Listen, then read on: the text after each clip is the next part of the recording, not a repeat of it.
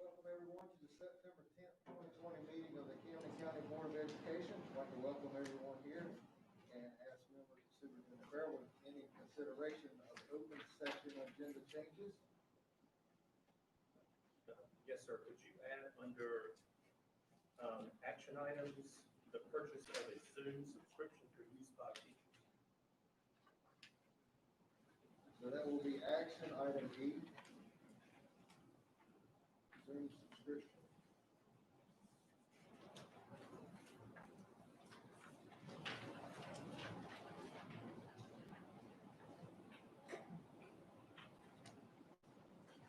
Anyone else have any other items they'd like to add? Seeing none, entertain a motion to accept the agenda as amended. Motion by Ms. Abbott to accept the September 10th, 2020 Camden County Board of Education agenda as amended. Second. Seconded by Mr. Purcell. All in favor say aye. Aye. Opposed?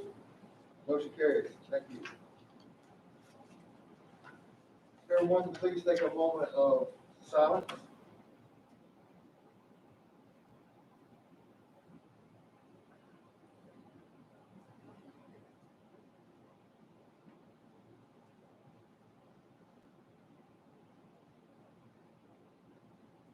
Thank you. Dr. Farrell, does anyone sign up for public comment? Yes, sir. Citizens who are residents of Camden County and who signed up to address the board will be called on and sign up order. Each individual speaker will be allowed 3 minutes for remarks. Issues or concerns involving personnel complaints related to identifiable school personnel or student matters are not appropriate for this public forum. After 30 minutes of public hearing, any speakers remaining will be recognized at the end of the agenda. Mr. James Ellis has signed up. You have the podium, sir.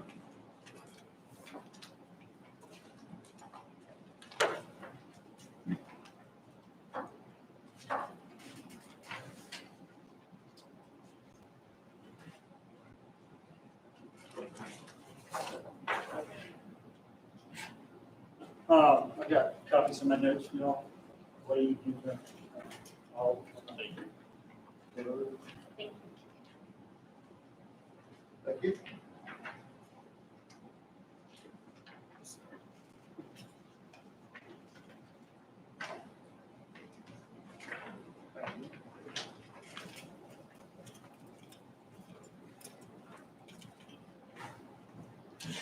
All right. Days that I've got like 3 minutes, I wanted to give you that information so that as I go through this, I can reference it. You can see for yourself also that read Good evening. My name is James Ellis. I want to speak on the current issues our county is facing, getting our kids back in school. I wanted to be clear that my comments tonight are solely a reflection of my own opinion, research that do not, and the research, and they do not represent anyone else or any other entity. I just wanted to make sure that that's clear. So first, I'm going to jump into a snapshot of currently where we are with COVID-19. This is all taken from the CDC resources, unless I've otherwise dictated. I kind of jump down. You can see our population in the United States. We can jump right into where it says COVID confirmed cases and deaths. 6.2 million cases currently in America, and then 188,513 deaths. One thing to remember about the death amount is that this number is an all-inclusive number. When you go in and you actually look at the COVID death rate, and you look at CDC and the reporting system, the CDC reports using the ICD-10 codes, which the code for COVID is an all-encompassing code. It does not declare whether or not the person died from COVID or died because of a vehicle accident or died of respiratory failure due to having COPD, which just has to do with the fact that that's the code that's in on the death certificate, which is what gets reported and sent to CDC, and that's what gets reported. I'm not trying to make light of the death numbers, just a caveat to make that in mind. So we look at a breakdown currently in the United States. If you look at our age groups that we are concerned about here tonight, and that's our 0 to 17 years old. Currently, number of cases is 8.1% of the total cases falls in that range. And then the mortality rate there is less than 0.1%. That means that it's so small that it's not quantifiable. They're not able to correctly give you that statistic, and that's coming from the CDC. You can look at the rest of them, you can see the trend. And population is kind of all over as far as age groups, where your highest is sitting around the 18 and 29 range as far as percentage of cases, but your mortality rate increases as the age increases, that's exactly what everybody would expect from this disease. Positive test rates and mortality rate in the U.S. Currently, the CDC shows that an average positive test rate is at 8%. If you go to the website, that's the big number that's going on there. That's currently what they're seeing. If you extrapolate that to the entire population to give you an estimate of how many people potentially have or have had COVID-19, it's about 26.4 million people. Again, we know that a lot of people are non-carriers or asymptomatic and don't show, may not even ever know they have it. When you compare the 26.4 million people to the positive, to the current death toll, that makes the mortality rate down to 1.4%. Currently, Johns Hopkins University is showing 3% mortality rate. Just trying to give you all some broad statistics here. That will also change the further we go into this, the more tests we do. That number is going to decrease.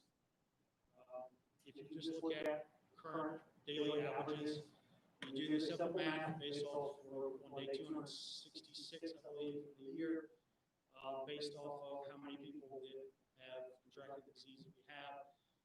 Roughly, our daily count is 24,490 people in America that are testing positive and 742 deaths. A year to date, you could say that if we continue that trend, where 8.9 million people would contract COVID, and we would have 270,830 deaths. That puts us at a mortality rate of 0.32%. Depending on what study you look at, whose information you look at, that is right in line with flu and what they were projecting at the beginning of this. So let's look at North Carolina. Where are we at as far as this goes? Our current population in North Carolina is 10,488,084 people. That's according to U.S. Census. K through 12 enrolled in NC public schools is 1,555,384 across North Carolina. That's pulling from the DPI-NC.gov. And then here in Camden, our K through 12 enrolled students is 1,892. We have 238 staffers. That's the best I can come up from our Camden website. So that kind of tells you where we're at with our population of kids that we're dealing with. We look at NC COVID statistics, and if I'm jumping through some real quick and you want to add more clarification than what I'm saying, please let me know. NC right now, we're looking at confirmed cases of 919, deaths at 2,897. Again, remember, that's all of them. They lump them all together. It's very difficult to break it down. So when you break down by age, though, 0 to 17, the age bracket that we want to look at, 11% in North Carolina, 0% deaths. No quantifiable information there could be given to quantify any mortality rate there. That holds true all the way through up to 24 years old in North Carolina. Camden County's population of 10,867, that's according to U.S. Census. Our current COVID numbers, by the time I pulled this report, which was on Tuesday, was 102 cases and 3 deaths. When we look at our age brackets and our breakdown, we see 8% between the ages of 0 and 17 of cases, 0% mortality rate. We're right in line with the national trend. If you continue to look down, we don't even show a mortality rate until we get above 65 years old in Camden County. Let's talk about influenza for a moment. It's what everybody wants to compare it to. Let's take a look at it. 2018, 2019, this is still not 100% set in stone numbers, but the 1920 numbers are way off still. They're still pulling data in. So this is the closest current that I could get that was pretty set. There are more than 35.5 million cases of the flu. That's confirmed. That's not everybody that had it. That is a confirmed case. When you look at where we're at with COVID, we're nowhere close to that as far as confirmed cases. Now, they only had 34,200 deaths. So the mortality rate is different.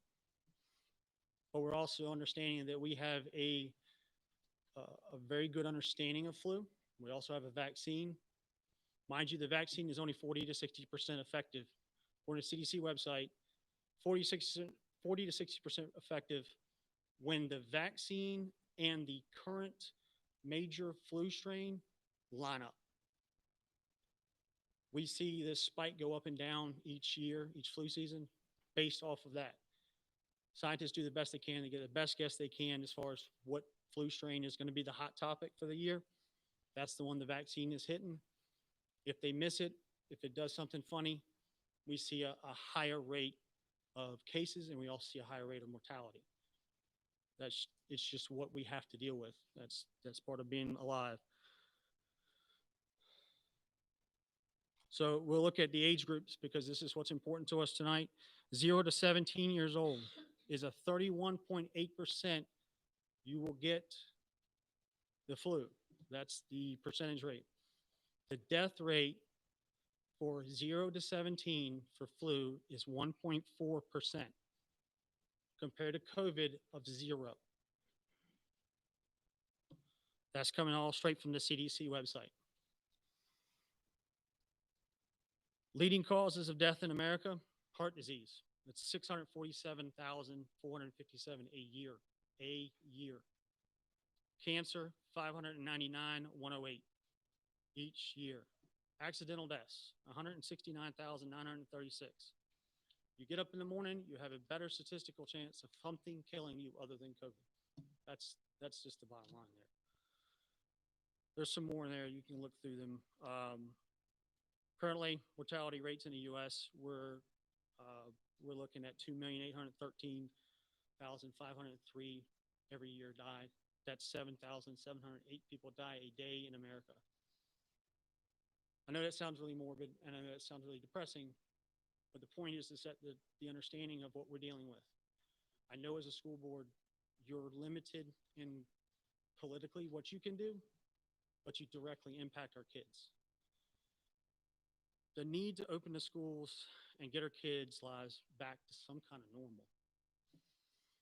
Looking through the CDC guidelines for reopening, there's a few highlighted points I wanted to make out of that. One of them is what is an exposure and what is not. Was 6 foot maintained?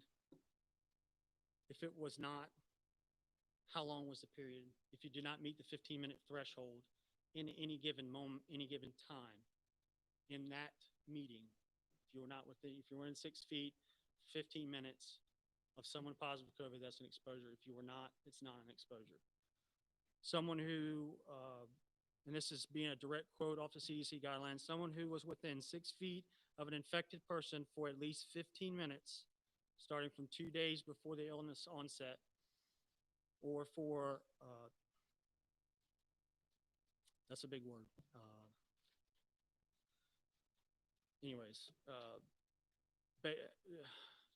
2 days prior to specimen collection. So that comes straight from the CDC guidelines right there, talking about just time frame of exposure. Plus, you have on, was a mask worn? Were we donning proper PPE? And was good hand washing, cleaning taking place? All those kind of go into factor of what actually is an exposure and what is not. Then we get down to making parents and staff aware of how to handle illnesses not associated with COVID. One of the big points that I see in that was the fact that we're getting ready to get into flu season. We're also getting ready to get into season that I hate the most, which is between pollen season and this upcoming season where my sinuses go crazy and I deal with a stuffy nose on a regular basis. That's not COVID. That's my body reacting to our incredibly funny weather. So what does the CDC say about that? They say simple, go see your doctor, get a note that says you can return to school, work, whatever the case may be. And that's a simple note. You just need a note from their doctor saying they can return to work or school on X date. No further information can be attained because then you fall into HIPAA compliance. We have to protect the kids and staffers and teachers' health rights. But so then we get into some of the big points of why our kids need to be in school. Mental health. Children need to be socialized. If they're not getting the social interaction they need, they're not developing properly, especially our younger children. They're not learning, proper ways of interacting with people and other kids their age. That's vitally important to their growth. Teachers play a pivotal role in recognizing students that may need to be tested or receive additional resources of some kind so they can be effective in learning and be effective in society and have an actual chance at doing something with their life. There's an increased concern throughout the health world of underreporting of child abuse and neglect. Without teachers seeing their kids on a regular basis, they saw an almost flat line of child abuse reports being put forward or neglect. Teachers are mandated reporters. We know this. They play that pivotal role of seeing those children on a regular basis and knowing whether or not they're okay. As a society, it's our job to help support that and take care of those kids that need to be taken care of. That's just a couple points. Physical health, meals. I think the county's trying to do their best they can with providing food to kids that don't get it at home for whatever reason. But if they're in school, we can guarantee them 2 hot meals a day, during the week. That's incredibly important. Exercise, as well as, being able to provide a safe environment for them to be active in. The need for in-person learning. I cannot stress this one enough. My child goes to school here. My child needs to be in a classroom in front of his teacher, where he's in an environment that is set up for learning, where he can be attentive, focused, and become educated so he can get out and be productive. He needs that because he has some special needs. He does not do well sitting at a computer. He's too easily distracted. It's too easy for him to flash through it and not get anything out of it. The teacher's not able to sit there and make sure that he's getting what he needs. And he is not alone in this.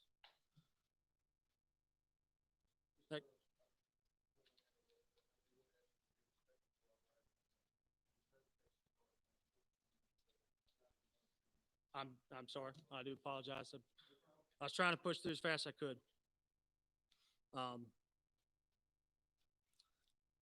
I'll let you read the rest of that. The family needs.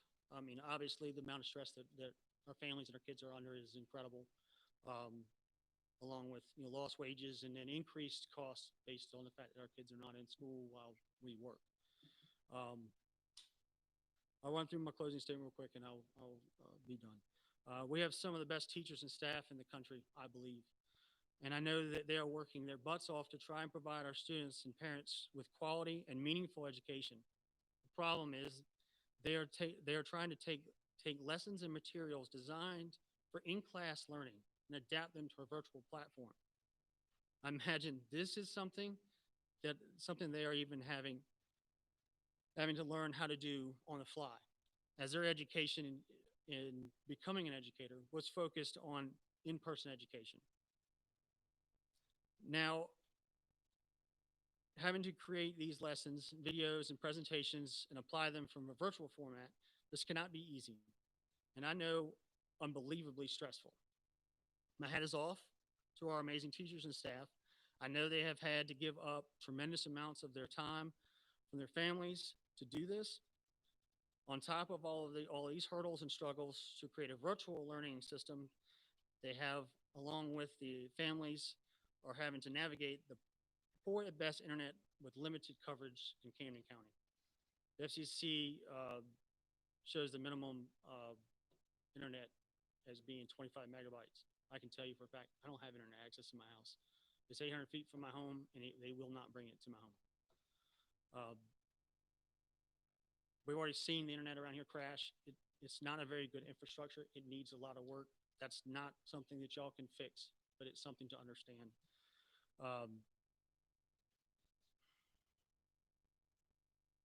Our students need to be in school where they can learn, grow, and find some kind of normal in life. As a community, we must put our fears aside and think logically and clearly on what is the best for the long-term health of our students and community. We cannot let the cure be worse than the disease.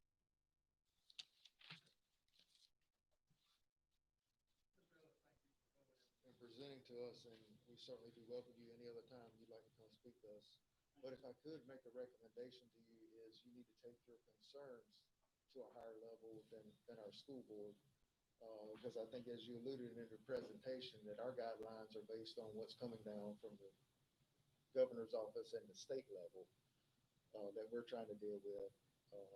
Helping county commissioners with getting the fiber that was presented in their meeting through the grant with that Eastern Shore company to get fiber moved along so we have better internet infrastructure. Contacting our representatives in legislation as well. So, Thank you. yes, sir. Thank you. Thank you.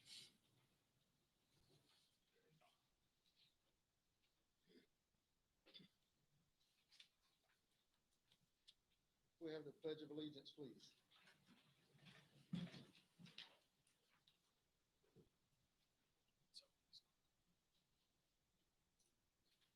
I pledge allegiance to the flag of the United States of America, to the republic for which it stands, one nation, under God, indivisible, with liberty and justice for all. Thank you. Dr. Farrell, has anyone signed up for open session to appear? No, sir. Consent agenda. Motion by Ms. Abbott to approve the consent agenda. Second. Seconded by Mr. Purcell. Is there any discussion? All in favor say aye. Aye. Opposed? Motion carries. Information updates, Ms. Sally Norfleet to cover PTO and club audits.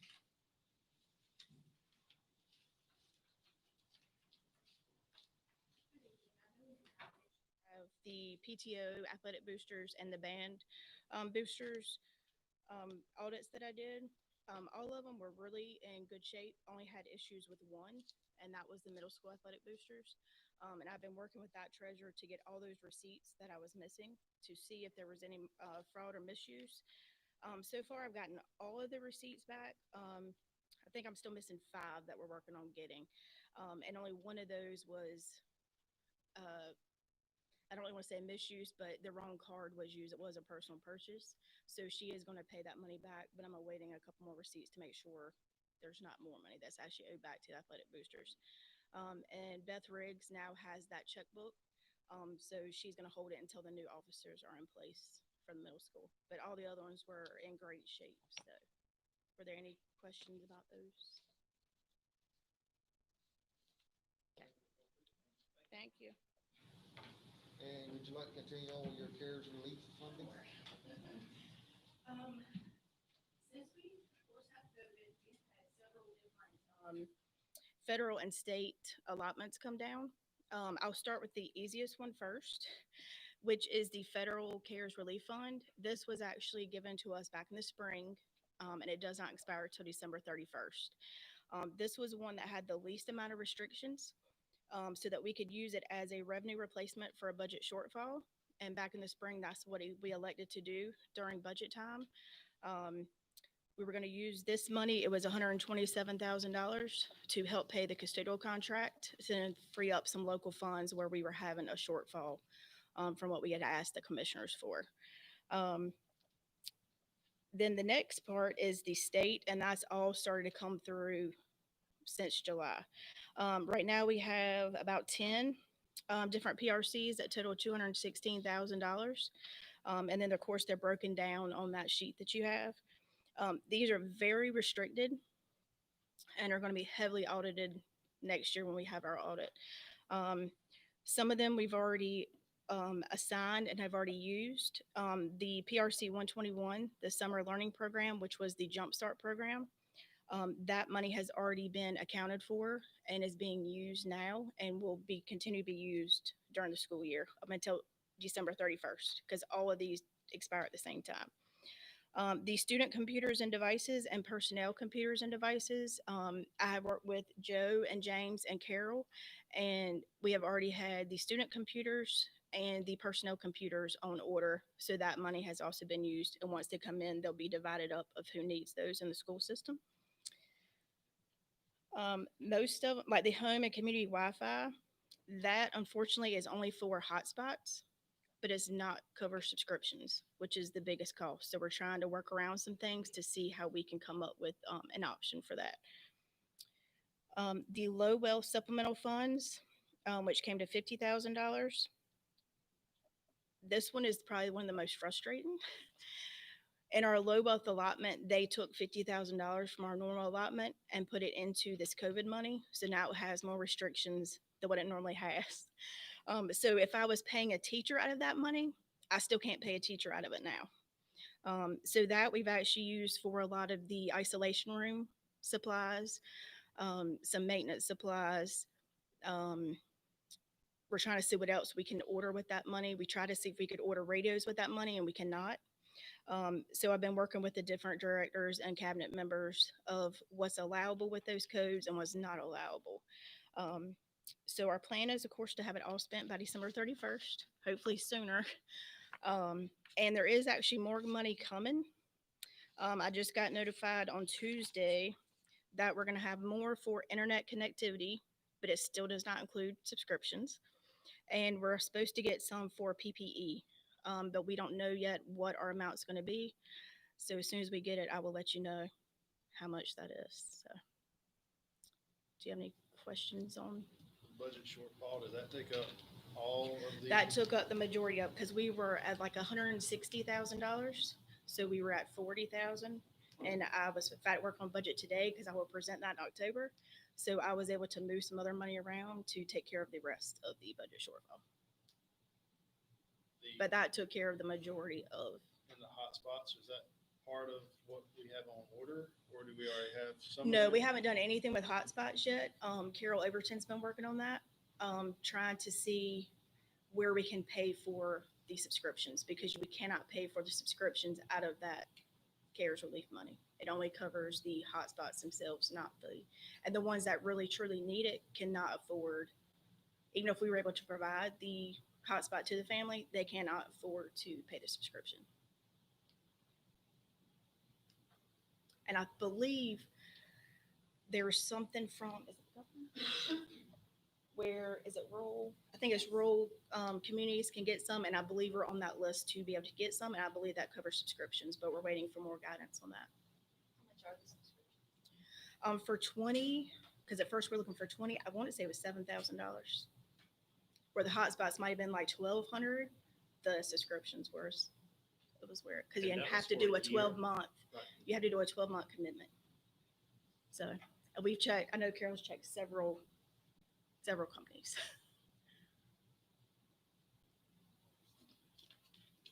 If I may add one thing in addition to what Sally has shared, Representative Ed Goodwin reached out to us kind of in a last minute. He had found out that there was some money available, and he reached out to us, and I want to give a shout out to Valerie Jaycox and Anita and Yolanda Anderson and Billy Berry, I believe, all got together because I was driving about 2 hours from here at that point. And I was on the phone with him, and he said, I have access to some money. Do you think that you could use some of it? Absolutely. And so he needed us to put together a memo of things that we would use that money for. And then he came to visit actually this week to say that he had gotten that money approved. I don't know what all the guidelines will be for that money at this point, but our share of it's going to be around $83,000.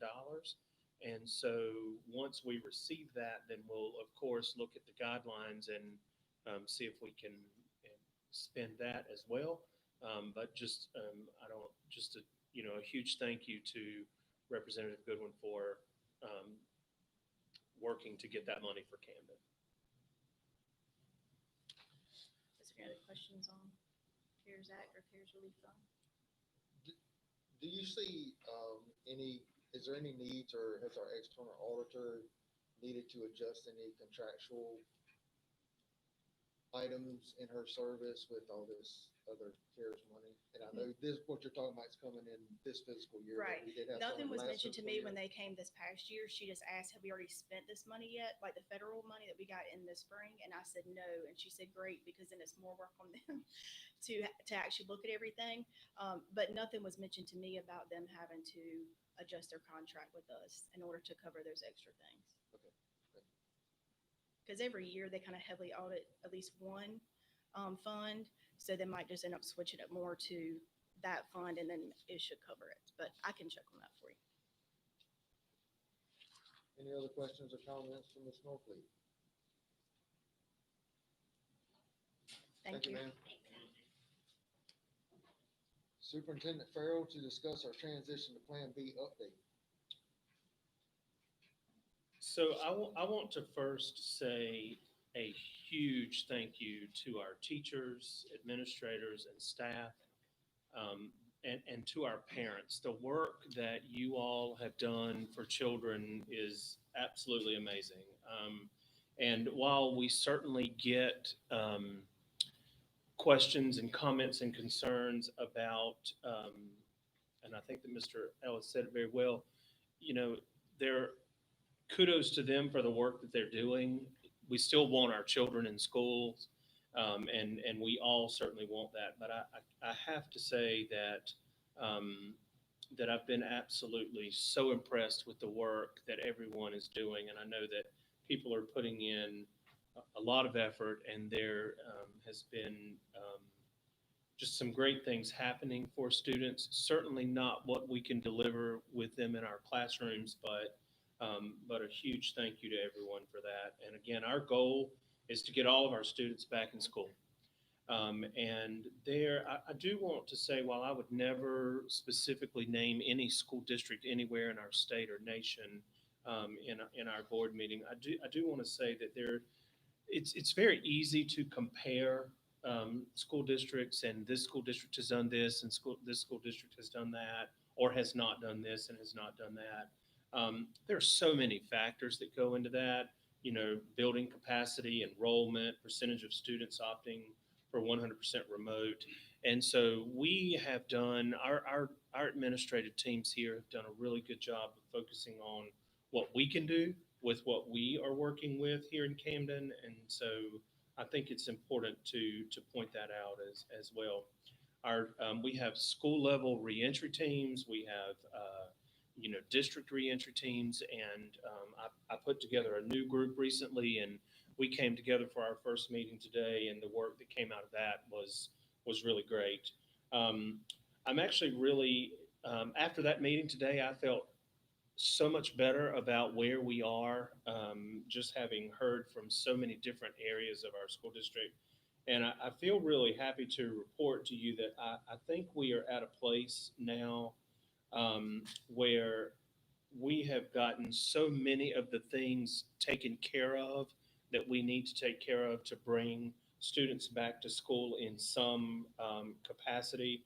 We do still have one hurdle that we need to clear, and I feel like our transportation department is working really hard to make that happen. Our principals are working really hard to make that happen. Our transportation director, Britton Overton, came tonight and is willing to answer any questions that you might have, but in order to get students back to face-to-face learning. And so one of the first things that has to, or the first thing really that has to happen, is our schools have to assign our students moving toward Plan B to groups, to Group A or Group B. And then that information has to be communicated, and two of our schools have done that. Grandy Primary and Camden Intermediate have done that. And then the next thing is we have to send out a transportation survey and get all of our parents to complete that.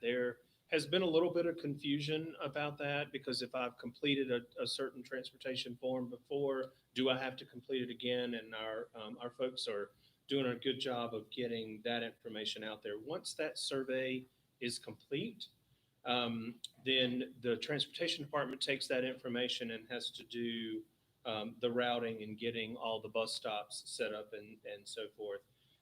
We can only, with the buses that we have and the guidelines of one student per seat on the bus, other than except for families, we can only transport so many students, and I believe that number is right around 400 and a little over 400. Is that right, Mr. Overton? Roughly 466. And I asked him today, well, how many students, when we didn't have COVID, how many students do we normally transport? And the number's higher than that. It's significantly higher than that, right around 1,000. So obviously, there are some things that need to be worked through in transportation, but the most important thing is getting those surveys completed.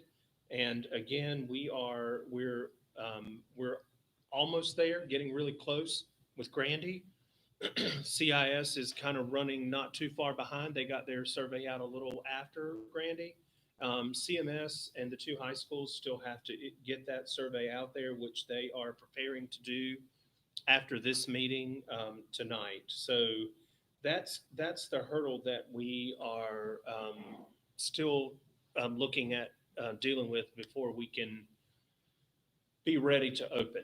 So with that information in mind, and there's so much information I could share with you all, but I think it's important to keep the focus on where we are right now as far as what my thoughts are around face-to-face instruction.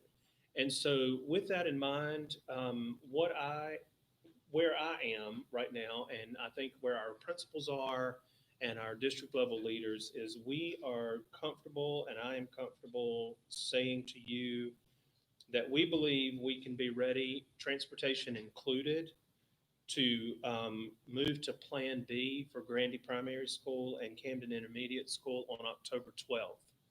And then for the middle school and Camden Early College on October 19th, and then Camden County High School on October 26th. And let me take just a minute to sort of explain what that would look like at each school. So at Grandy and CIS, you would have a student, all students would be assigned to Group A or Group B. Students assigned to Group A would come to school face-to-face instruction on Mondays and Tuesdays, and they would be remote on Wednesday, Thursday, and Friday. And then Group B students would be remote on Mondays, Tuesdays, and Wednesdays, and then in school face-to-face on Thursdays and Fridays. And of course, Wednesdays would be remote for everyone. That same plan would apply at our middle school. So depending on the group that the students were assigned, they would be in school on those same dates. At Camden Early College and Camden High School, it looks a little different. We do have some issues maintaining the social distancing guidelines of 6 feet. In those schools, we can pull off the other pieces of the guideline, but the social distancing of 6 feet is something that we would struggle to do using the same plan of an A group and B group. So at those two schools, what we would do is open on the dates that I've shared, and then on Group A students for Camden Early College would come to school on Mondays. And then Group B students for Camden Early College would come to school on Wednesdays for face-to-face. And then for Camden High School on Tuesdays, Group A would come for face-to-face instruction. And on Thursdays, Group B would come. And that would allow some sharing of spaces at those two schools so that we can maintain the guidelines for the 6 feet of social distancing. And as I said, there's so many other things that I could go into, so many other areas, because one important thing is going to be tonight, I'm really only comfortable saying to you that I believe we can transition to Plan B on the dates that I gave of October 12th for Grandy and Camden Intermediate, and October 19th for the middle school and the early college, and October 26th for the high school. But I want to be very clear that we can transport, as our transportation director said, around 466 students. If we have 600 students who need transportation and complete that form that they do that, then we're going to be needing to look at some double bus runs, which could mean that there could be some staggered start and stop times for schools. And so that is an unknown right now. But we believe that we can have that information in place and be ready to communicate that to families in plenty of time for them to make plans on those dates if you all agree to those dates as our transition to Plan B. What questions can I answer or other things I need to consider? And staggering, just to clarify for everybody watching and listening, we're staggering schools from each other. There won't be a mix of first and second grade come in at one time, third grade comes in behind them the same day. We're talking Grandy and CMS or CIS may come in at 8 o'clock. Middle school may be 8:20, 8:30. High school might be a 9 o'clock start date is what we're talking about, staggering the start times for the different schools. I believe I am correct when I say that our goal would be to have the start times the same for all grade levels in a school. Now, there has been some discussion about whether or not you release some students earlier so that you can cut down on the amount of or the number of students together at one time.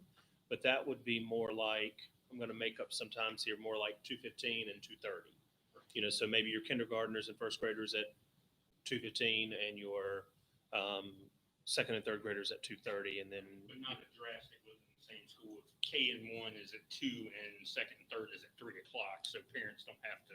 It should not be that drastic within one school, right?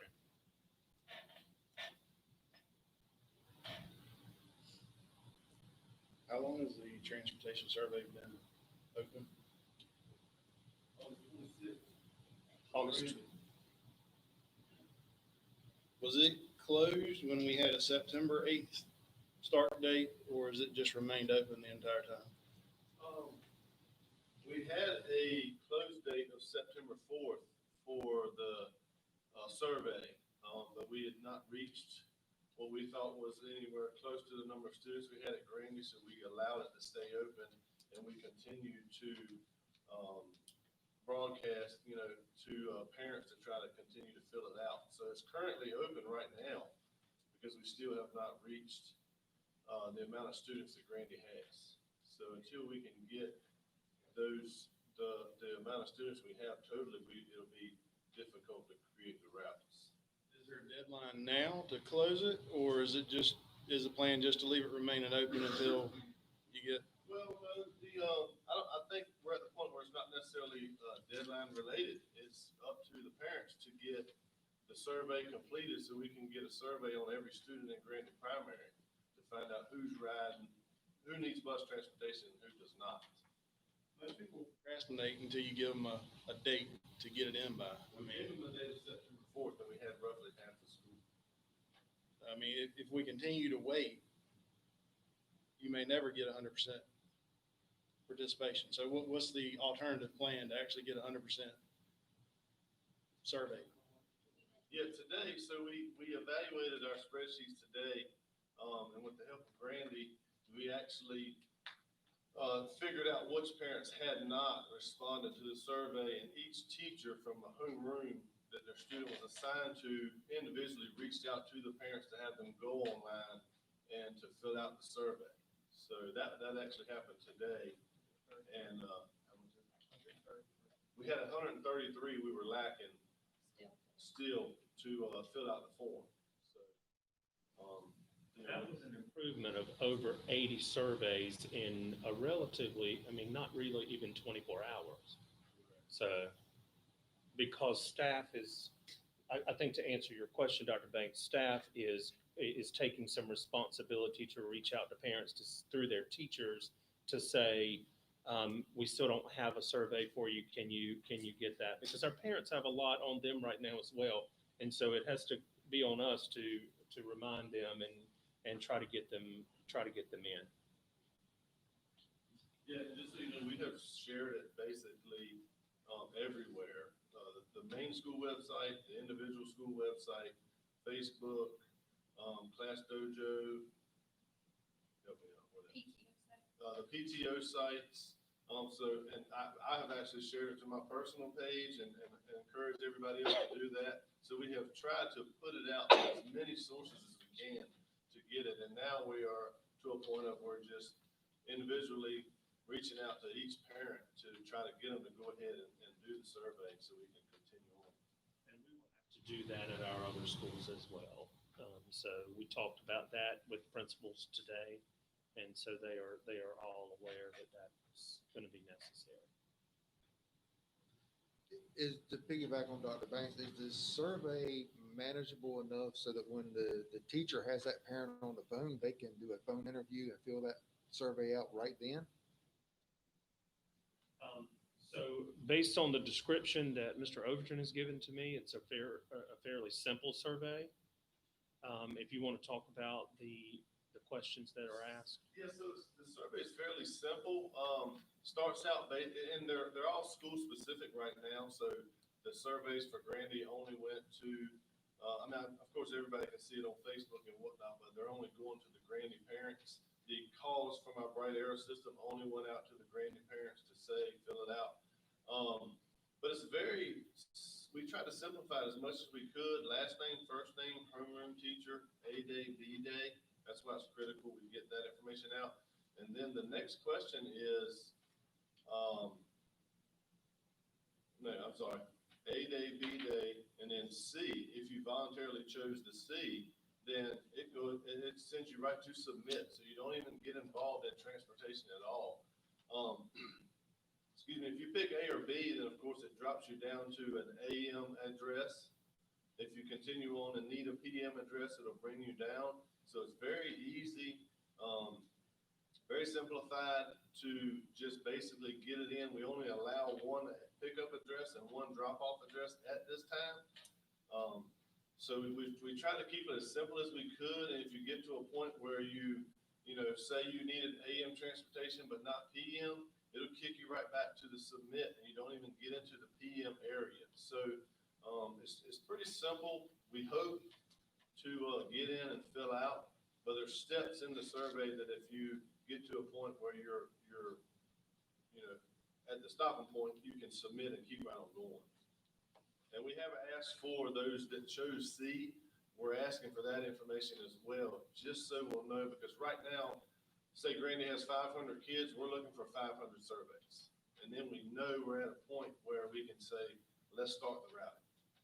Can we go ahead and cross-check that with the students or parents who have already chosen Plan C? Are we already eliminating those?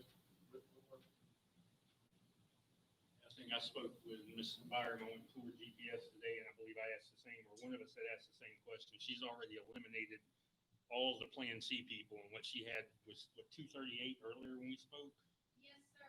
And they knocked 100 off of that already. 133 was still waiting for, so we got 80 responses. Some of them were double responses, but we're waiting on 133 as of 82 were turned in today, and as of 5:30, 6 o'clock when I left, that was the count. Yeah, she had done she showed me her list and her checks and highlights, and she had done a very good job of eliminating anybody they didn't need to worry about. But the 80 to 100 that are still out there for everybody watching at home, and you and everybody on the Facebook, if they want the kids back in school, we've got to get this information done, because we can't plan to get them back correctly without these surveys being completed. They're that critical. So.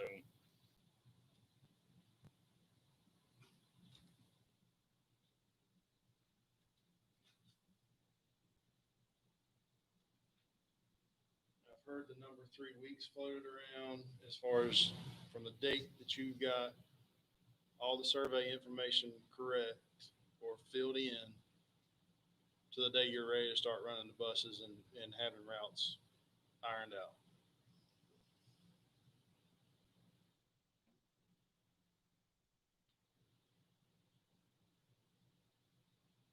Is it possible that if we, I mean, Dr. Farrell, I'd still like to see a little more stagger between GPS and CIS. I'd really, it makes sense to me to try to bring GPS back. Yeah, if it ends up just being a week before CIS, is it anywhere feasible, anywhere within reason to say, try to get the surveys done first of next week? And that way you've got 3 full weeks until October the 5th to bring GPS back. And then CIS will be the 12th, as Dr. Farrell had already recommended. Transportation standpoint. I guess so. We initially made our first start on with Grandy, and that's why with CIS we're a little bit behind. I can only guess that every time we add a school, we're gonna have to do a little bit of changing to the routing. Think about it, if we're trying to route 250, let's just say half of Grandy, 250 students. How many buses is it gonna take us to properly social distance? And every time we add a school, we're gonna have less availability of buses. So once we max out our buses, last year we carried approximately almost 1,000 students. And like I said, right now without siblings, we can carry a max of 466. So that's not halfway. And until we get all these surveys in, we're not gonna know exactly what the number is. That's kind of what's holding us up right now. But from a transportation standpoint, I think we could move faster to combine both schools because we do have the buses. I believe we do have the capacity to do that. If we start routing Grandy, I think we would just have to take into consideration, maybe we need to just run our buses at half capacity with social distancing. If you're looking to say spread a week between Grandy and CIS, if you follow what I'm saying. From So, transportation standpoint, but I'm it's easier saying, to I keep mean- them married than it is to break them up, is what you're saying. If I route Grandy and you're looking to bring in CIS a week later, instead of 22, a capacity of 22, we need to look at it as a capacity of 11. Because a week from now, I've got to put a whole nother school on school buses. Is it not easier to start out smaller and work your way up, or?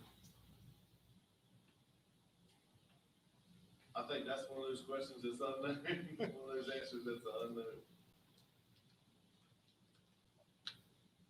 I need to ask a clarifying question.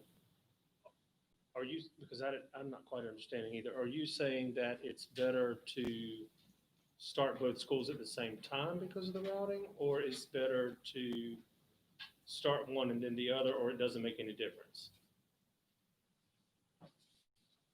I really don't think it's gonna make a difference. It's just how we choose to put the number of students on the bus. At some point, the question is, how many buses are we gonna use? We have 23 buses. So how many are we gonna use to transport Grandy? How many are we gonna use to transport Grandy and CIS, middle school, so on and so forth?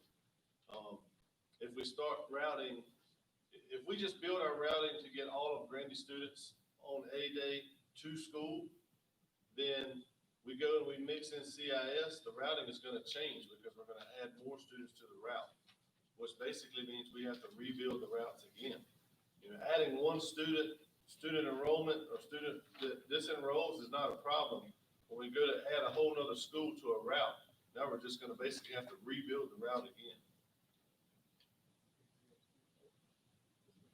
We're putting 22 kids on a bus right now. So if I put 22 Grandy primary students on a bus, now you tell me to add in CIS, we gotta rebuild the routes so we can have enough capacity for both schools. Once we add Camden Middle School in, we're gonna have to rebuild the routes to add those students on the bus to follow the social distancing.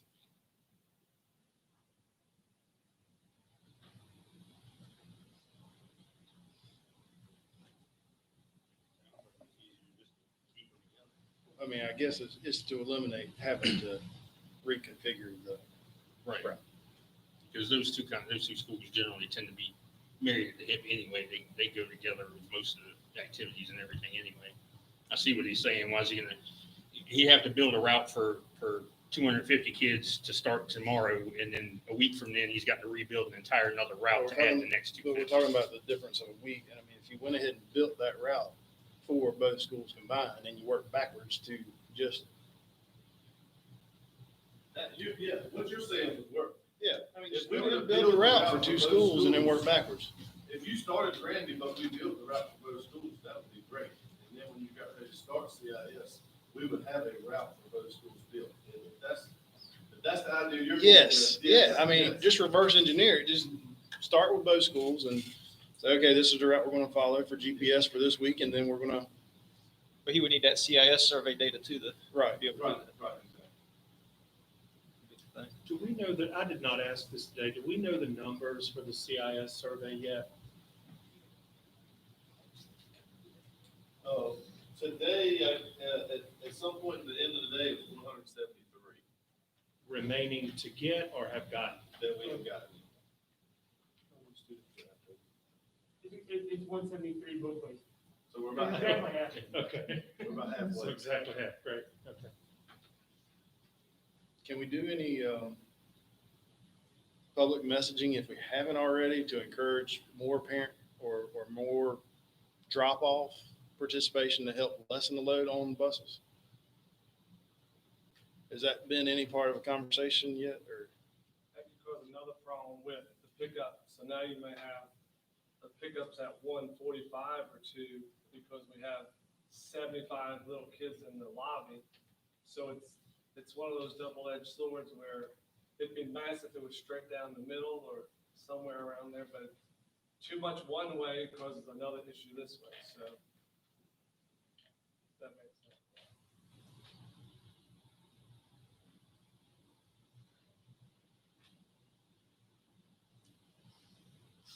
Seems like the bigger limitations on the buses, though. So if we could, That's that's the our- hard cap. I mean, That's our definite. it could take more time in a pickup line, I guess. You got time, you just don't have capacity on a bus. So I think encouraging drop-offs would be better. So we can get the kids on the bus that absolutely have to be on the bus. Another hard thing as a parent, a working parent, if I don't know what days my kids are going, I mean, there could be days like maybe I can do Monday and Tuesday, but if my kid ends up being a Thursday, Friday, then maybe I can't. So it's hard to know. Some people, it may be hard to know if you can drop off. You don't even know what day you have yet. Well, I think GPS and CIS, they've already sent They've their already sent A and B. They've got their, Yeah, my kids are theirs- middle school, high yeah, school, so. Our age groups have it. Yeah. Yeah, we got his, and I know GPS. So they do at that, the same time, so their kids know whether they're A or B already. Okay. Yeah, you have to assign the group, A or B, before they complete the transportation survey. As soon as the rest of the schools get the A and B list out to the parents, the survey's going right behind it.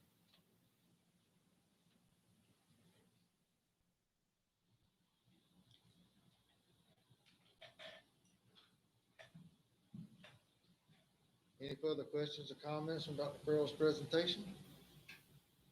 The early college and the high school, just for clarification, each student at each of those schools would be in person for 1 day a week, period.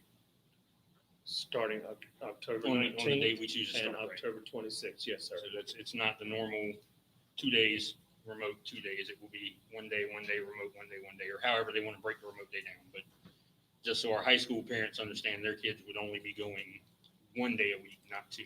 Early college and high school students would come to school for face-to-face instruction 1 day each week. For the at this point, we're talking starting October 19th and for the rest of the first semester, and for the early college in October 26th, and the rest of first semester for Camden High School, unless something changes with the governor's order and schools are just shut down and everyone goes back to Plan C, which I'm not saying I anticipate that, but that would be the only thing that would change it for us at this point. If we don't get a change the other way to more either relaxing the 6-foot rule or increasing the capacity, they would potentially be 1 day a week for the rest of the year if the governor does not change one of those 2 regulations for us. In order to properly socially distance at our 2 high schools, we are going to have a relaxing of the guidelines, or just a complete move to Plan A. So.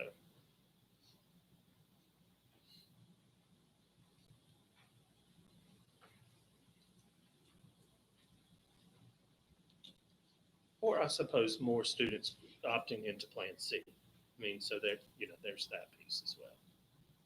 Far off are we? Are we 5 foot 10 inches? I mean, are we close? Or is it bad? I mean, legitimately, there's no way to, move a desk from side by side to up a little bit to make it. Well, I know that Ms. Davis's largest classroom, if I'm correct, Ms. Davis could hold 12 student desks. Is that correct? We do have 3 that'll hold 16. How many? 3 classrooms that'll hold 16, and we're also utilizing the cafeteria, the media center, and the gymnasium and the science lab as all classrooms. Between 6 feet of social. with 6 feet of social distancing. I will tell you it was like 2 days ago that the numbers worked because some of our remote learning numbers, applications have gone up, and when I say at capacity with social distancing, we are at capacity. I'm even having to move some kids, to make it work. It's very, very tight. I mean, At capacity 1 day a week, or at capacity if we went to the standard Plan B? if you're talking about both schools, for us to use it, it's the 1 day a week. You're 2 at days. max capacity. Yeah. With the 1 day. I mean, I'm not saying you won't walk in and see a classroom that doesn't have max capacity. You will, No, I so if you understand, come by. But I'm just saying, like, every room's being used. We're using the biggest rooms and things like that. We're having a shuffle to make it work with that. And then, with sharing some spaces and things like that, with the cafeteria being the largest thing and the media center, that's where we have to share a lot of the spaces and things like that. I'm just really happy it actually worked because the numbers were looking rough, but like I said, but yeah, we did have a little spike when they opened the remote learning application, and that's what actually made it doable. Because prior to that, number-wise, We couldn't do it at all. we couldn't make it work at all.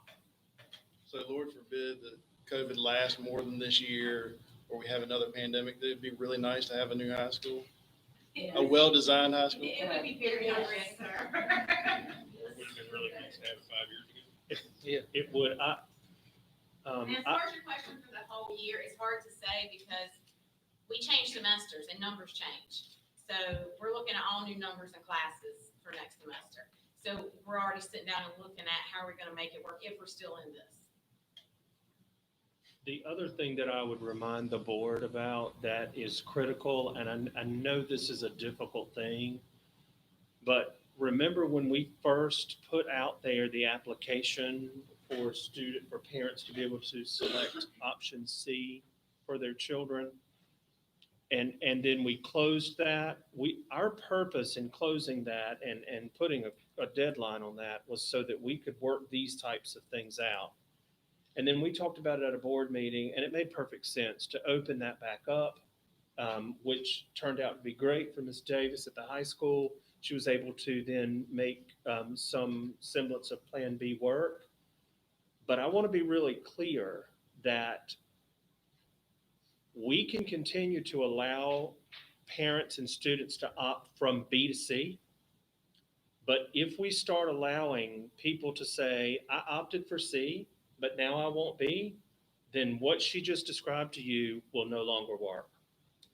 And I know that sounds like drawing a really hard line, but if we want to maintain the guidelines and open schools for even 1 day in our high schools for face-to-face instruction, we can't relax that standard of moving from C to, or that decision from moving from C to B. No, I think that's why we drew such a hard line on that form that you have to commit for that whole at least first semester, was because we knew if everybody.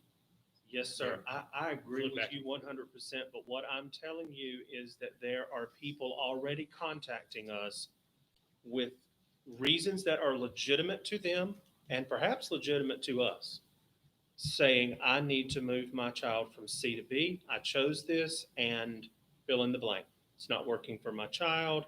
I don't want to continue doing this. I've gotten a job and I want my child back in school on certain days if you all are going to open. And allowing people to move from C to B could crash all of this. On the further look, on that same note, they had the option of doing first semester or the entire year when they filled the form.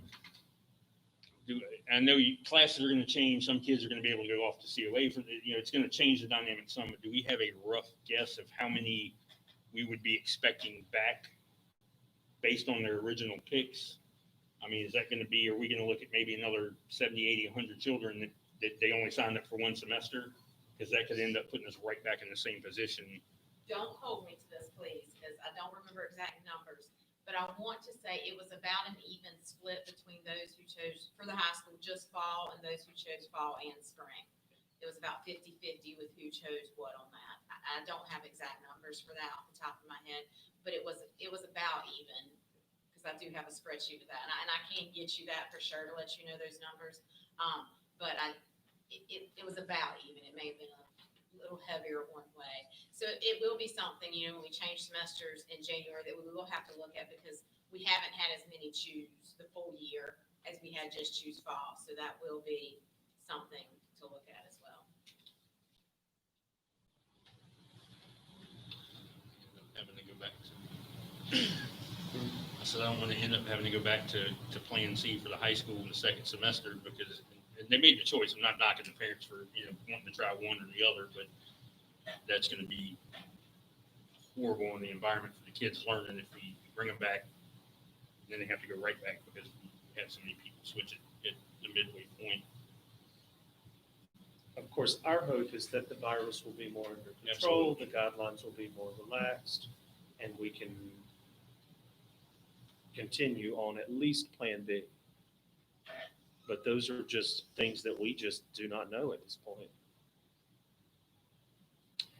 One of the things that, do you want, go ahead.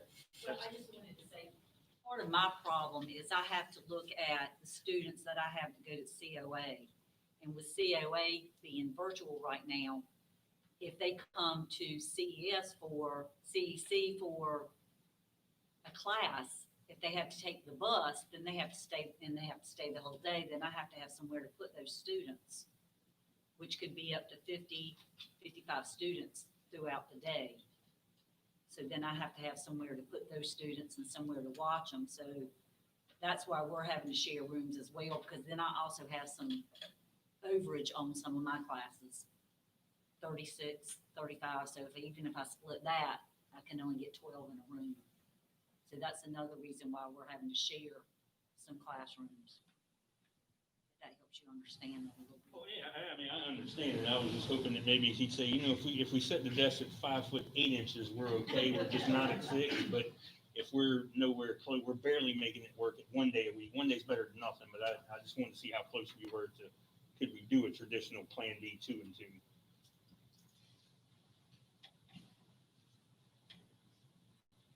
Are we going to continue to allow them to go from B to C? Yes, sir.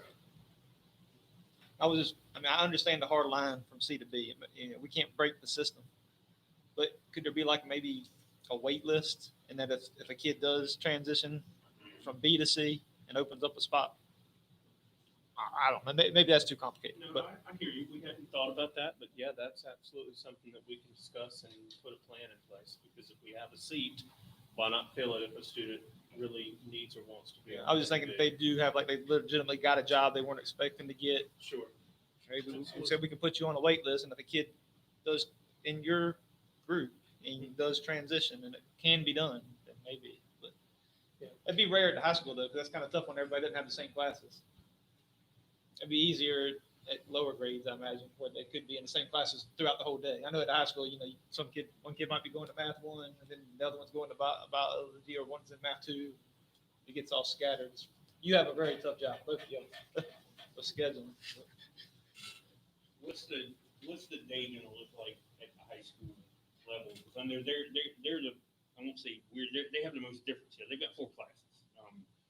Grandy's pretty set. They can spread them out throughout the day with all the different things, CMS, everybody, but the high school kids are right now, their schedule that they're on.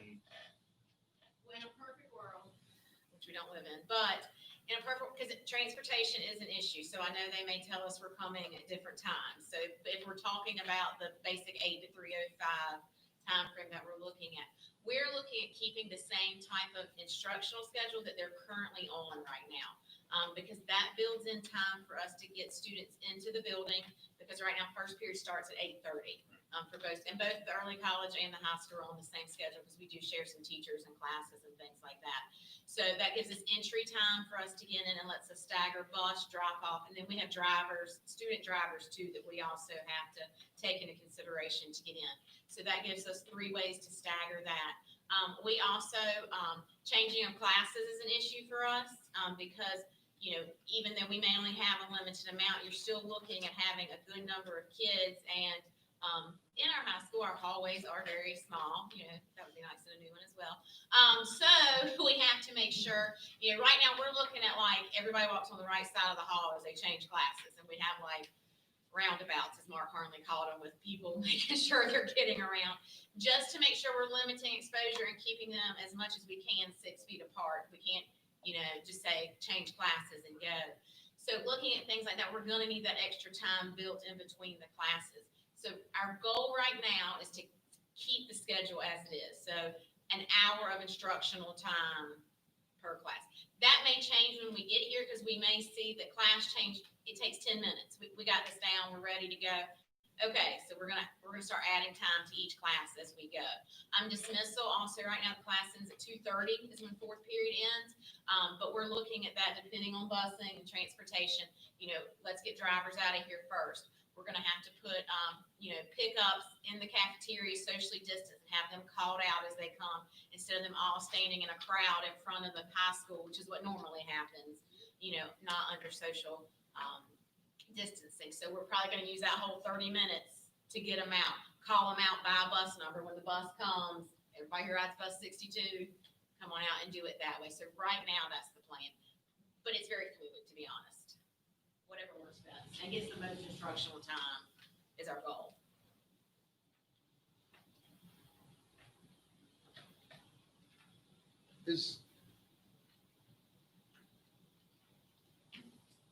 In-person instruction is very important, yes. And one day is better than no days at all.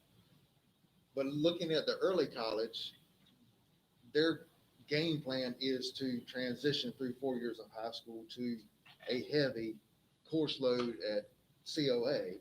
COA is now 100% virtual.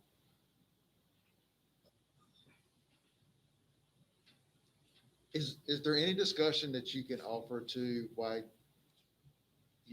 did you look at keeping the early college 100% virtual in line with what COA is doing? It would work. My teachers actually Zoom 4 days a week right now, which would help, but I'm willing to do whatever you guys want us to do. I understand you are. We want to make the best decision we can and for all involved. And senior, a senior student, how many courses are they actually taking on your campus of Camden Early College? It depends on what they're doing and what pathway they're in. Some have one with me, some have all at COA. It's individual. Some of them at COA are taking 6 classes. I guess ultimately my question is how impactful for Camden Early College would it be if they remain 100% remote learning? I think they would be they're doing great. And would that alleviate or help Camden County High School better transition to a 2-day per week AP day? I mean, it would help as far as spacing. We had a lot of discussion about leaving both high schools, or recommending to the board that we leave both high schools on remote learning until at least through first semester. But then when we started talking about coming back, we didn't talk about leaving the early college on remote and bringing the high school back on Plan B. But it's certainly an option. I still think you're gonna have some early college kids that need that in person to do that. Now they're getting singled out. Even if they're in COA, I mean, I know all the freshmen are pretty much not taking any COA classes, obviously. So they wouldn't get any help on that. But then wouldn't the seniors and the juniors, do they not get any assistance if they're struggling with a COA class from the staff in your?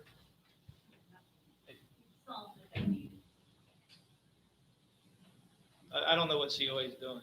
So that'd be my only concern, is that, you're kind of singling one group of students out just so the other ones can get an extra day and they get nothing.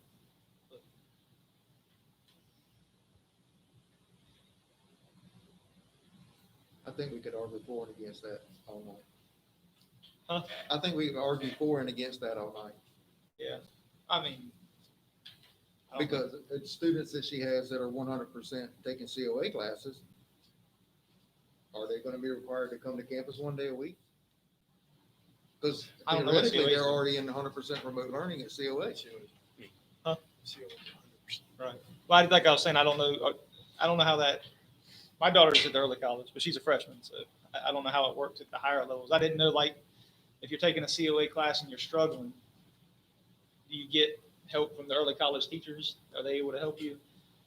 I guess normally it would be a COA because you would be at COA, but in this circumstance, when you're remote, 100% remote. We have academic student support.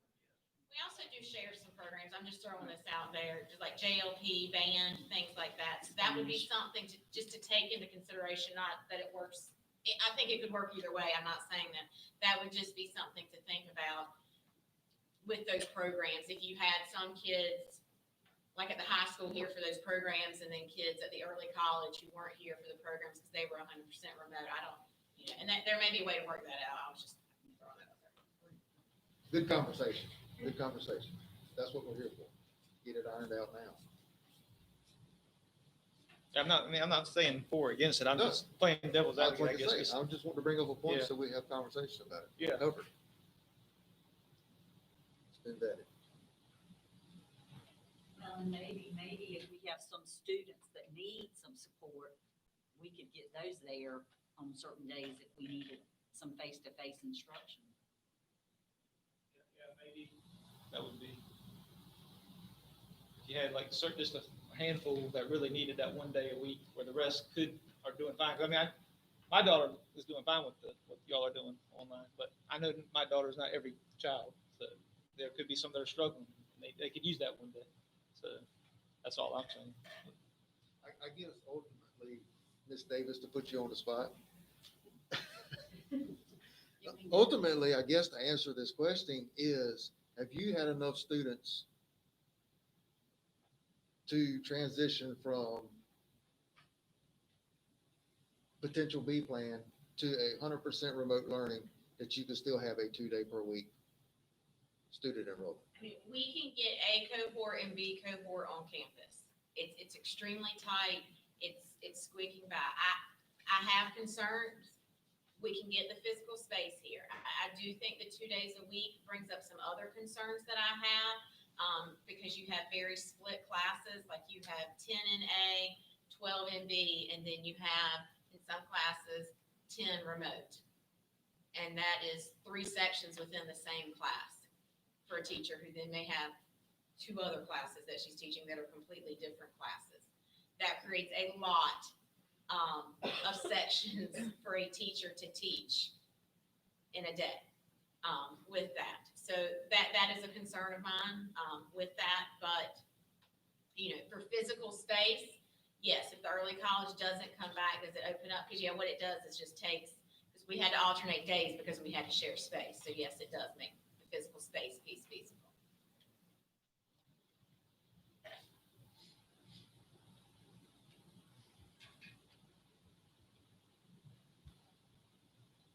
Any other questions or comments? I got one more thing for y'all, just to give you some numbers. Hopefully, this will be far down. If you have to go to a staggered bell time, currently, we run 23 buses. We use a lot of our staff within the district have other duties, other responsibilities. Out of our 23, basing off of last year's numbers, 13 of those drivers are report to another duty station somewhere within the school system.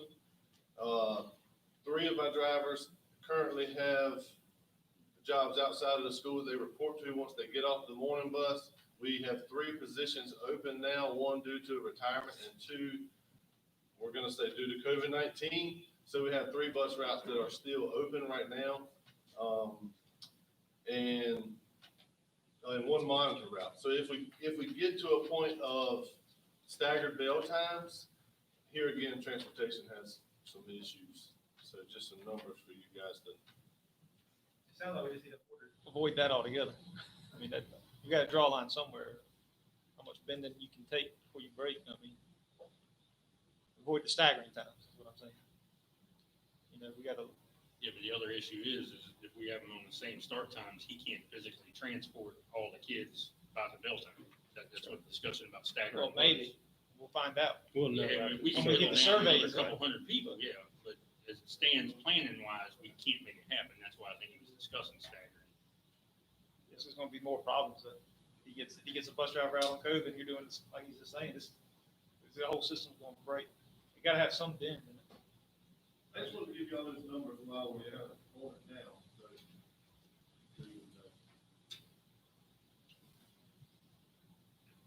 If we push everything, honestly, all I think is we push everything to max capacity and got no room for breathing or anything to give. And first thing that happens, even if it's not COVID, just somebody sick or whatever, you know, the whole thing's gonna fall apart. Potentially.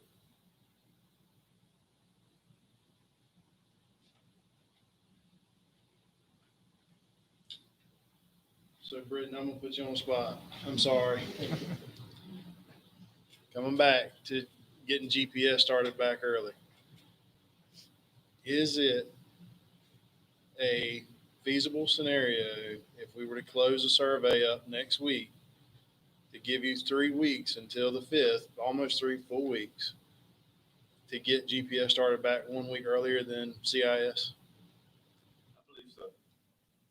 But my only question is, when we close the survey and we start building the routes, what do we do with those late parents that come in and need a bus ride?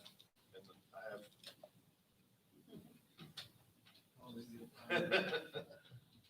But yeah, yes, I mean, to answer your question, I feel like that we can definitely get it done. You saying what? So Close the survey on the 18th and GPS will start on October 5th. That would only give Yeah, you 2 weeks. That's only I mean, 2 weeks. well, That's only 2 weeks. I would say close it Monday or Tuesday. Send out an alert tomorrow morning saying, hey, you gotta have it. I mean, good gracious, you give people a weekend to do it. We shut it down Tuesday. It's been open forever, so shut it down Monday or Tuesday and make things move. Basically, if you don't fill it out by And I'm Tuesday, you don't got a sorry. ride. Ms. Byron, Mr. Lazar, and any teacher that reaches out to the teacher or parents, I mean, I know it's an extra burden, and everybody's doing all they can right now, so. I don't want to be remiss in just thinking you snap your fingers and stuff happens. But thank you for every effort. We still had some open houses and some timelines that we were building for the 26th, and I know we want 1 week, but that 1 week means a lot. And I'm glad we're talking all schools. But that timeline we had from our last board meeting, we were looking at 26, and I am glad we're speeding it up and all these schools are coming. But we need to have open houses, we need to have parents in, there's a lot to do. That extra week, starting with both GPS and CS, I've been working tremendously hard together, would greatly help, especially the staff transitioning in from what they're doing remotely and planning nonstop. Now we have to plan and transition into another style of teaching that will put a lot of pressure on our teachers too. That 1 week sounds like 1 week, but it's a lot. So not to be argumentative. Just to ask, but, I mean, what was the scenario with open house if we had kept it at September the 8th, which was Tuesday? We were not ready to start September 8th. I know, but what was gonna happen with open house that's changed from Tuesday to now the 26th? Were we just not gonna have an open house, or? In talking to the other school systems that started that open house is vital. Both schools, both administrators. It's been a week-long thing, 30, 40 minutes. We're doing some additional training with the parents. It's gonna be more than just walking, dropping off your supplies like we normally do for a normal year. We plan to target and get some really critical information knowing those open houses where it's not just walk in, it's gonna be individual time with the teacher, you and your wife and your child there. It is critical, and you could ask the other administrators that went on these visits. That open house is a lot, and the planning for the teachers, that extra week would definitely, starting at the same point and just starting everything the same system would definitely be beneficial, in my opinion. Like the superintendent recommended. Here's one thing that absolutely cannot happen. We cannot set a date and then have to move it out. We cannot do that to our parents. We're physically prepared. I mean, that's what I've been told. We checked off our checklist. Main thing now is transportation. So if we go with your recommendation for October the 12th, GPS and CIS, October 9th, CMS and Camden Early College, and October 26th for Camden County High School, I'll make the motion that we follow the superintendent's recommendation, that we follow that timeline. Motion by Dr. Banks to set the superintendent's recommendation for Granby Primary School and Camden Intermediate School to open October 12th on AB Day, 2 days per week. Camden Middle School, Camden Early College High School to open October 19th on CMS will be an AB Day, 2 days per week, and the Camden Early College High School will be A Day on Monday, a B Day on Wednesday. Camden County High School will open October 26th with an A Day on Tuesday and a B Day on Thursday. That's a motion. Discussion. I'll open discussion. With the two high schools starting a week behind each other, is there, I'm assuming that the early college will just do their standard 1 day a week for half the kids, 1 day for the next. Is it just to give the regular high school kind of a chance to see how that's going to play out? Or what are we, if we're only doing them 1 day a week, why are we staggering the two high schools? Is it transportation? Is it so that they can kind of watch and see? So we had talked about starting them both at the same time. Ms. Stevens went back and had some conversation with her staff and recommended the 19th because it's the break of the 9 weeks grading period. And if there were other reasons for that, please share those. The break in the Just 9 because weeks. y'all are a week ahead on the We're a grading. week Okay, ahead. just Yes, making sir. sure. Thank you. I'm done now, sorry. And did they already submit the transportation, information for the high school? Transportation survey has not been released for the middle school nor the two high schools at this point, Okay. but that will happen relatively quickly now that, or once tonight happens and the decision that you all make.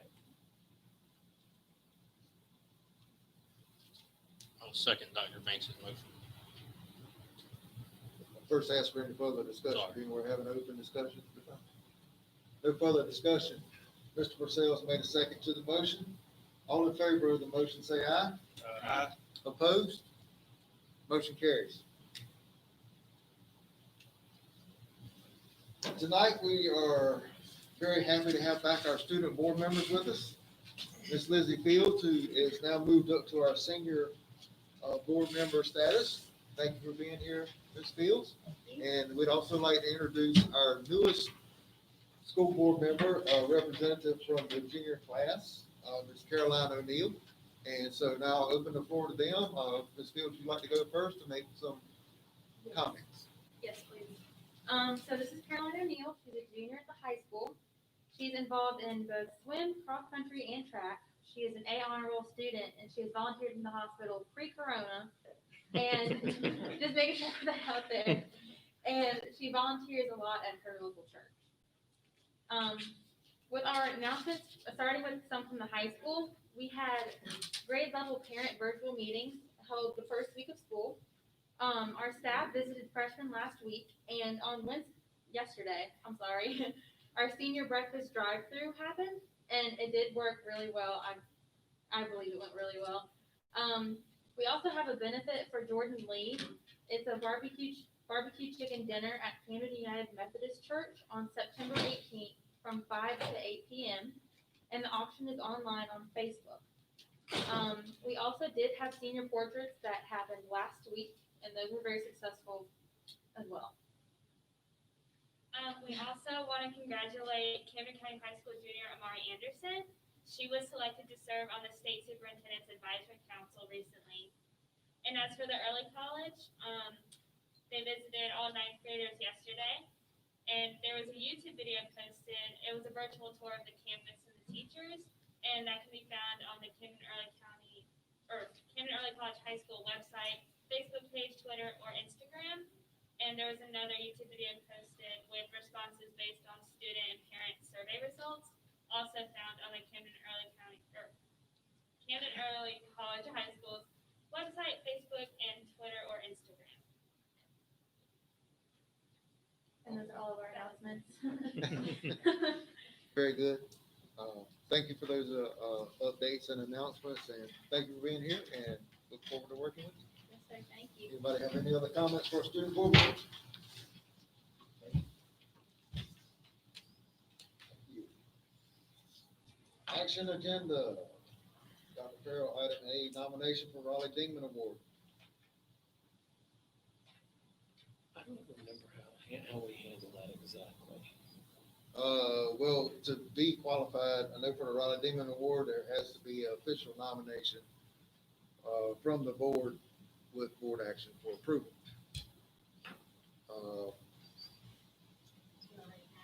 I already have it. You already got it. I think we're good.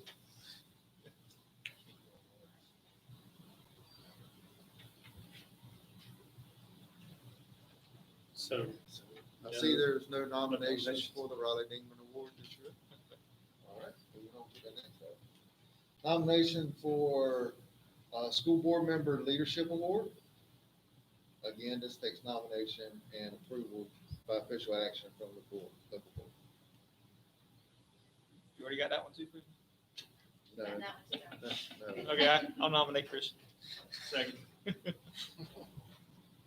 Mr. Heath has made a nomination for Christian Overton to be school board member for the School Board Member Leadership Award, seconded by Mr. Purcell.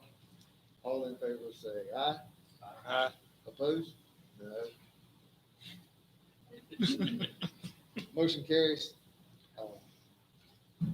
Thank you all very much for that nomination and your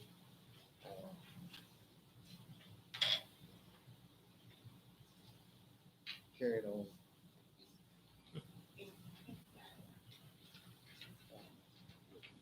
Item C, the 2020 NCSBA Annual Conference Delegate Selection.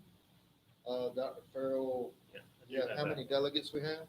Yes, we have, just as a reminder, the number of delegates you have is based on the level of your budget. And of course, ours falls between 5 and 25 million in total current expenditures. And so we have 3 delegates. Well, the conference will still go, the conference is going on virtually this year, so they'll still have the delegate assembly, so you will have 3 votes in the delegate assembly.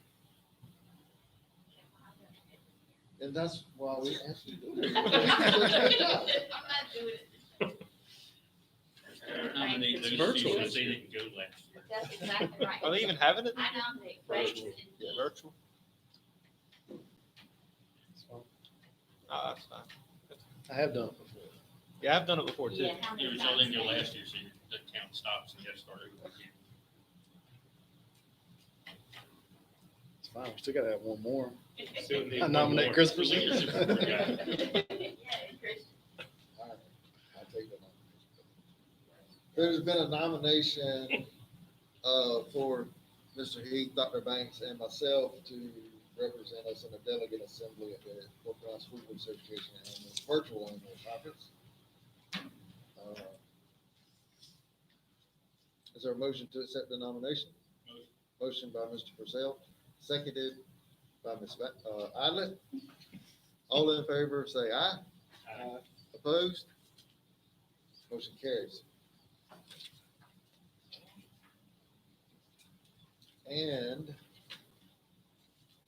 Dr. Farrell, you have some information on vacancies on the North Carolina School Board Association Board of Directors. Yes, I do.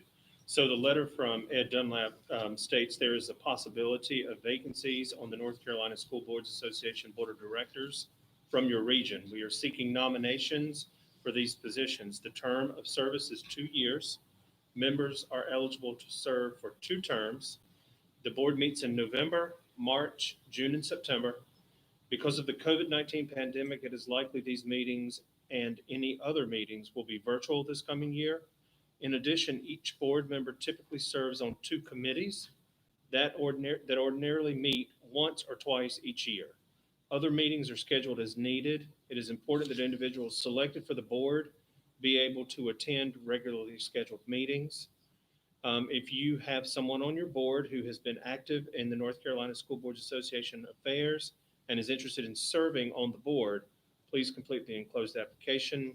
And then it gives some other information about completing a 1-page essay describing how and why this person would make a positive contribution to the North Carolina School Boards Association Board. Nominations must be made by the nominee's Board of Education by official action and should be sent to the School Boards Association offices by October 1st, 2020. I'm already on that too. And Christian Overton is already on that board. I think we're good. We're I covered. think we're good. All right, everybody thinks we're good. I guess I'll call out a consensus. Item E, Dr. Farrell, you have a Zoom subscription. Yes, I would ask that you all approve the purchase of a Zoom subscription so that our teachers have, can serve as their own host. Many of our teachers were reaching out to Zoom to buy the service because the service that you purchase has more options for them for conducting their classes than the free version. And we just do not think that our teachers should be paying for this out of their own pockets. And so I'd ask that you approve that expenditure. It is over the $5,000 spending limit, which requires your approval. The amount is approximately $8,100. Will that cover for the whole school year, a 12-year period, No, 12 months. or sorry, 12 month? Yes. It's late. But I just wanted to be clear in the The minutes. 12-month block, Yes. not just school year to school year. That's correct. And will that cover all the campuses, all the teachers? It was 153. Yes, so it would give all of our teachers who need access to that, access to it, yes. Motion to approve. Ms. Adams already made a Oh, did you? motion. I'm sorry. Second, I didn't hear you. That's all right. Ms. Adams made a motion to accept the superintendent's recommendation for Zoom subscription in the amount of approximately $8,100, and it's been seconded by Mr. Purcell. Is there any further discussion? All in favor say aye. Aye. Opposed? Motion carries. Superintendent's recommendations for closed session, former personnel. Yes, it is my recommendation that you approve the personnel action report as presented by Dr. Berry in closed session. Motion. Motion by Mr. Purcell to accept the superintendent's recommendation for employment as presented by Dr. Berry in closed session. Seconded by Ms. Idlet. Is there any further discussion? All in favor say aye. Aye. Opposed? Motion carries. A couple of announcements. We have a special call board meeting on Thursday, September 17th, right here in the Camden County High School Media Center. The virtual North Carolina School Board Association Annual Conference will be Thursday, November 5th through Saturday, November 7th. And I know the district meetings with the School Board Association have also gone virtual. If you could push out the dates to those, Dr. Farrell, as well. Okay. I think there's a certain time that you can actually view the content. Does anybody have any other announcements? I got a question. Yes, sir. The September 17th meeting is concerning the new high school, correct? Yes. Is it possible, or is anybody else in favor of changing the location maybe to the cafeteria if that's possible, so that more people could come and be socially distanced, or is that too much trouble? Well, not too much trouble. The only part of it is the 25 people if we're maintaining the governor's executive order. 25-person group are inside. But how about a compromise or a suggestion of, can we have it live streamed to a screen in the cafeteria also, so that opens up more people to view if they would like? Can we do that, Chuck? Or, I mean, so if it's gonna be a Zoom meeting in the cafeteria, people are probably just gonna sit at their home on the computer. I agree. So, I agree. so, I mean, I guess as long as the presentation, But I mean, I understand your the point, Zoom Dr. Wright. presentation, Yes, sir. is it, if it's a Zoom presentation, it can be presented openly to the public. I'd just like for as many people to be involved as possible. It is not a Zoom presentation. They will, Can it be? It will, You mean for the public? For the public. no, I'm gonna say no, just from the standpoint of Zoom limits the number of people that could get actually access. YouTube. But yeah, live stream YouTube, most definitely. we As- don't as- have a limit on the number of people who can be in this live stream, right? No, Is that, never mind. Doesn't make a difference. yeah, so it will be live stream, yes. Now, can it be recorded and watched later? Is that? I mean, I just want people to be able to actually view the presentation itself, Oh, not I got it. not to watch us talking, but to actually see the presentation of. Yeah, to see what they're gonna The put plans forward, and everything plans that they're and putting out. Conceptual drawings and. And I do believe you guys, you can actually put their presentation on the YouTube screen so they can be seen full screen and not as grainy and if they were actually filming a TV screen, so. And I have not asked this question, but my hope is that they're going to be bringing large renderings with them. So there could be that could be helpful as well. Because if it's just on that screen, it will be difficult for people to see. But I can check on that as well. I have two inputs, I can put two different laptop inputs into the here. Great, so if they got a PowerPoint, you can put the PowerPoint on YouTube on full screen. Okay, Oh, great, okay. great. Make a motion to adjourn. We can't do that. Nope. Make a motion to recess, open, and return to Oh. closed. Correct. Mr. Purcell has made a motion that we recess open session to return to closed session. So I don't think all y'all will hang around till we get back out of closed session. So thank you for coming this evening. Or Mr. Beard, And we will take a few-minute break, let the room clear. Oh, yes, sir, we do. All in favor, say aye. Aye. Opposed? She seconded it. Ms. Adams, seconded. John likes Thank it. you.